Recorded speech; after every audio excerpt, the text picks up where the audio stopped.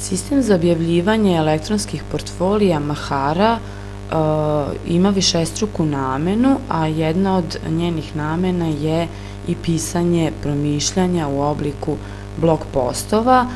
Ovo pisanje, odnosno objavljivanje postova, razlikuje se bitno od objavljivanja postova na WordPressu. Prvi korak u tom objavljivanju jeste odabir opcije My Portfolio, a zatim opcije My Blogs. Nakon što smo odabrali ovu opciju, kliknemo na Add Blog, a zatim upišemo željeni naziv u polje Title, željeni naziv našeg bloga, neka to bude elektronsko učenje. U polje deskripcija upišemo svrhu tog bloga ako želimo, a zatim kliknemo na Create Blog. Sledeći korak jeste unošenje postova, pošto osvrte i promišljanje pišemo u obliku postova, dakle kliknemo na Add Post sa desne strane, odaberemo naslov našeg bloga, a to je elektronsko učenje u mom slučaju, a u polje Body pišemo svoje promišljanje koristeći ovaj editor koji podsjeća na editor u Moodle-u.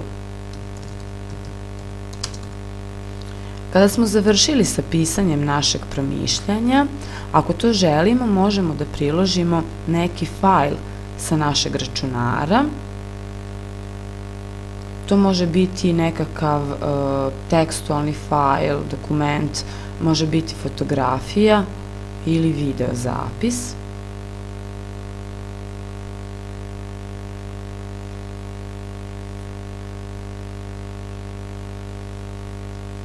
Nakon što smo to uradili, kliknemo na opciju Save Post.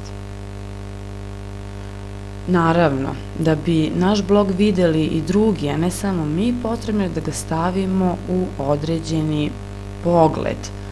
Kliknemo na My Views, a zatim na Create View.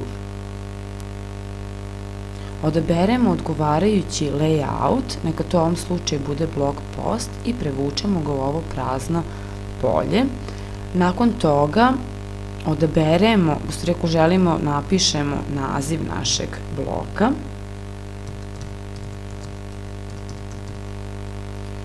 Odaberemo svoj post i kliknemo na Save. Zatim idemo na Next. Potrebno je u sledećem koraku napisati naziv pogleda. Hajde da sva promišljanja koja smo pisali u ovom kursu nazovemo tim nazivom. Možemo napisati i opis našeg pogleda, u slučaju da ćemo sva promišljanja stavljati u jedan isti pogled, a zatim kada smo to uradili kliknemo na Next, da bi ovaj poslednji korak je u stvari podešavanje pristupa, podešavanja vidljivosti određenim korisnicima. Možemo da dozvolimo da ga svi vide, tada ćemo kliknuti na ovo Public, ili pak ako želimo da vide samo članovi određene grupe, pronaći ćemo tu grupu, uneti je. Nakon što smo je uneli, kliknut ćemo na Save i u ovom poslednjem koraku naš blog će biti vidljiv grupi elektronskim učenjem do kreativne nastave. I naći će se na ovoj stranici.